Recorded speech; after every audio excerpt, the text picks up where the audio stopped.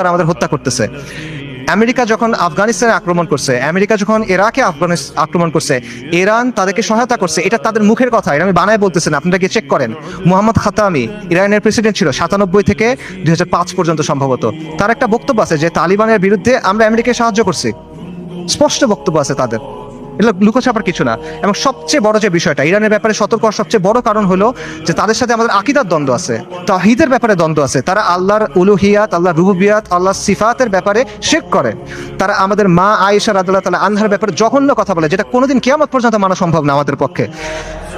তারা সাহাবায়ে কেরাম রাদিয়াল্লাহু তাআলা আনহুম আজমাইনকে তাকফির করে, এটা কোনোদিন পর্যন্ত মানা সম্ভব না। এগুলো কোনো ফুরুই বিষয় না ভাই, এই জিনিস মেনে আপনি কোনো কিছু করতে পারবেন না। আল্লাহ আল কুদসকে এই শিরকের সাথে এই করে আপনি মুক্ত করতে পারবেন না।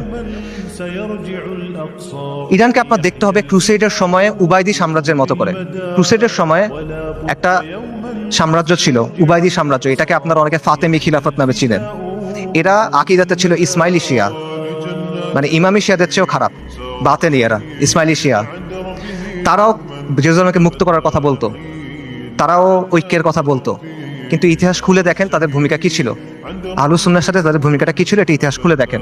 এবং এটা শুধু তখন না, এখনো এবং এর আগেও ছিল এরকমই। কাজেই ইরানকে আপনার উবাইদিদের একটা আধুনিক সংস্করণ হিসেবে দেখতে হবে। তবে credit where credit is due, ইরানের কিছু অর্জন আছে যেটা আমাদের নাই, এটা আপনার স্বীকার করতে হবে। শিয়া স্বার্থের জন্য গত 4 দশকে ইরান যেটা করতে পারছে, কোনো সুন্নি শক্তি সেটা এখনো করতে পারে নাই, এটা বাস্তবতা। শিয়াদের আছে একটা রাষ্ট্র আছে, তাদের একটা জিওপলিটিক্যাল প্রজেক্ট আছে। মধ্যপ্রাচ্যে আহলুস সুন্নাহর এরকম কোনো কিছু এখনো নাই।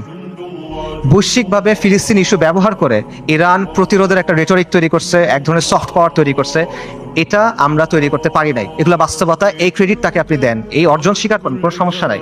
কিন্তু এই রেটরিকে মজে গিয়ে আপনি মনে করেন না যে তারা হলো উম্মার অগ্রসেনারী, আপনি মনে করেন না যে সে এসে আপনার সহযোগী হবে। এটা যদি আমরা মনে করি তাহলে এটা ভুল হবে, এবং এই ভুলের মাসুল আমাদের দিতে হবে। আরেকটা বিষয় মাথায় রাখেন, সেটা হলো আল কুদস পবিত্র, এটা ইসলাম ছাড়া আর কোনো কিছু দিয়ে মুক্ত হবে না। বাংলাদেশে একটা দল আছে জাসদ, জাতীয় সমাজতান্ত্রিক দল। 80-র দশকে এই দলের অনেক মানুষ ফিলিস্তিনে গেছিল লড়াই করতে, আপনারা জানেন কিনা আমি জানি না। মেজর জলিলের নাম শুনছেন, উনি জাসদের সাথে ছিল, ওনার মাধ্যমে অনেকে তখন সেখানে গিয়ে লড়াই করছিল। এই যে ইয়াসির আরাফাতদের যে দল ছিল পিএলও, এটার সাথে তারা ওখানে গিয়ে লড়াই করছিল, এগুলো ডকুমেন্টেড। তো এই জাসদ বা এই পিএলওর হাতে আল্লাহ কখনো আল কুদসের মুক্তি দিবেন না। মূলহিত কমিউনিস্ট সেকুলারিস্ট ন্যাশনালিস্টদের হাতে আল্লাহ আল কুদসকে দিবেন না। আল কুদস মানে কি? আল কুদস মানে পবিত্র, পবিত্র জিনিস মানে আল্লাহ অপবিত্রদের হাতে দিবেন না, অসম্ভব। যেই বিজয় আল্লাহ প্রথমে দিচ্ছেন আল ফারুকের কাছে রাদিয়াল্লাহু আনহু।